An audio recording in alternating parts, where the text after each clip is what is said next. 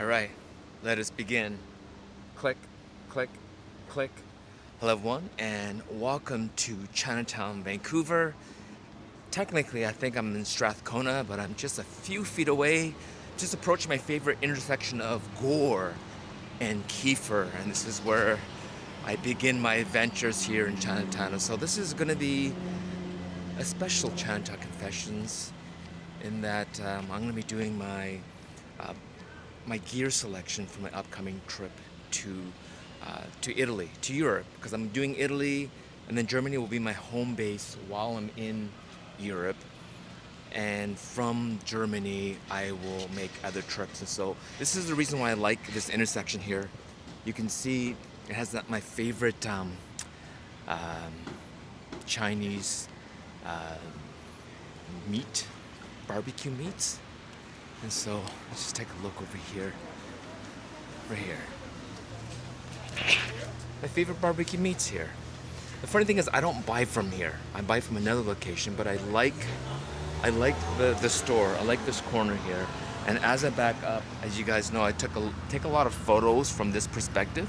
I mean, look at that. This is almost perfect framing here using this Action 4, which is, I don't know what the millimeter. I think 21 millimeter for me with the M is probably the perfect, or 14 millimeter with APS-C is the perfect. I mean, look at the framing here. Look how beautiful this is. But I am going to go up and first see if I can get a table over at Maxim's.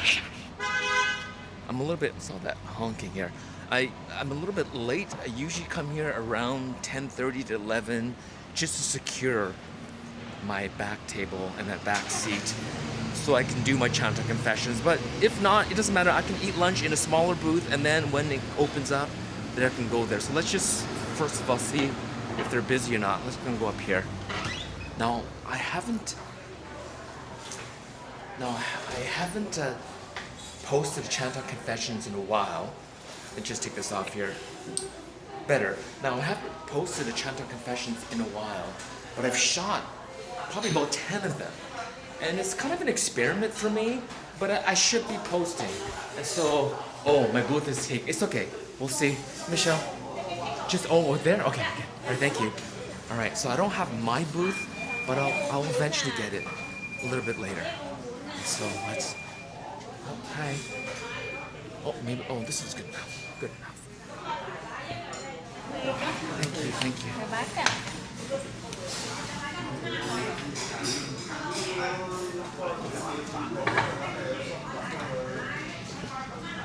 Alright, so I'm gonna eat.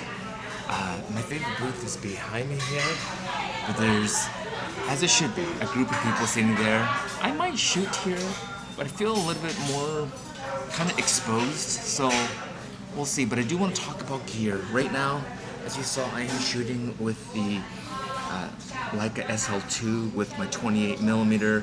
This has kind of become my favorite, kind of my work kit. Now when I'm out and about with Camera Girl and having a good time, it's a day off, I'm just having fun, definitely, an M body, M10R.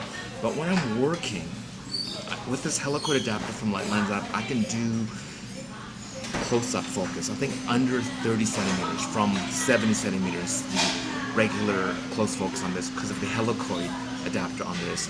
But also having an EVF, being able to put autofocus lenses if I need to, and this just has a brutalist kind of a feel to it. So I do enjoy using this for work. But let me just settle in. Let me just take my lunch special, enjoy my lunch, and then we'll talk about my gear selection for my trip to Italy, Germany, Austria, and maybe even France. All right, I'm gonna eat soon. Let me just, all right, boom.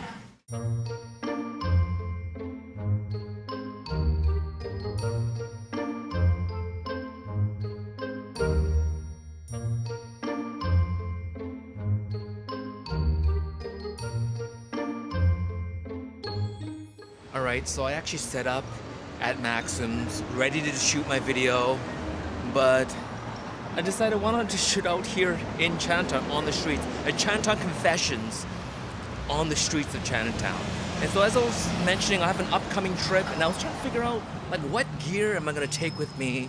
And I've had this theme in my head that I've been working on with Ben from Camera West slash Leica Store San Francisco about the idea of a second adopter. Now there's this theory of the diffusion of innovation. I love to do a full video on that theory, but the idea of like first adopter, early majority, laggards, the type of people that kind of buy new products, and those that are kind of like late, like the laggards of a late adopter. So usually it's like, some fashion brand like Bugle Boy jeans, the innovators are the first to get into some brand, and then it becomes like the early majority, and once they pick up on a cool product, then it hits this kind of a critical mass, and then all of a sudden it's adopted, and then there's the late majority, and then eventually, by the time it gets to the laggards, those are the people that are like the last to get into something, like smartphone adoption, or even like a specific type of fashion brand, or some kind of cultural phenomenon, because it went beyond products and even like cultural behavior. That's the kind of stuff that, and like Bugle Boy jeans eventually ends up at Walmart or at Costco, and that's when your parents get into that kind of stuff.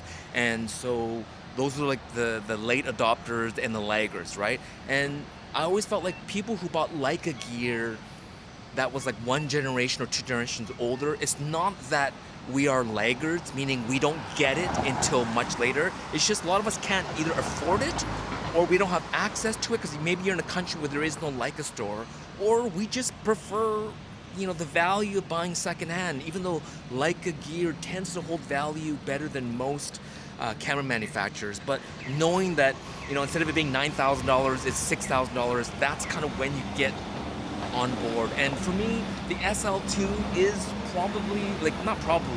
to me, is the best value of getting into interchangeable lens Leica, where actually I think the price has kind of leveled off and even bounced back up a little bit. So if you're looking for like a silver SL2 or some of the limited edition SL2 or SL2Ss, values kind of bounce back up again, which is great. And so I thought maybe for this trip, last year I did bring the SL2 with me. I only used it when I was in Germany and Austria, and then when I went to Italy, I started using the M11D and the Deluxe 8 because that's what Leica Global sent to me. And I'm thinking maybe for myself, I can either ask Leica Global or Leica USA to send me something new, like a Q3 or an SL3 or an M11D or an M11P, or ask any of my friends or colleagues to loan me theirs for the trip. Or I could choose to be a second adopter and take an SL2, a Q2, and my M10R or the M10R. So yeah, we'll see which way I'll go, and that's kind of what I wanted to talk to you guys about on this upcoming trip of what gear I'm using. So I'm thinking second adopter. What do you think? Or M11D, or if I can get access to an M11P Safari, that'd even be better. So I'll keep you posted. I think that's gonna be the whole video, just talking about my gear selection. But right now I'm really enjoying the SL2 with my 28 Summicron and the square hood, which has really transformed this lens for me. And I also have the M10R with the 21 Super Angulon in my backpack here. And the reason why I don't have it out is because I'm carrying this thing here, the Action 4 with me. So let's keep on walking. I'll keep on shooting. If I want to add more to this video, I will. But if not, this is it. We'll talk to you soon. And happy shooting. Click, click, click.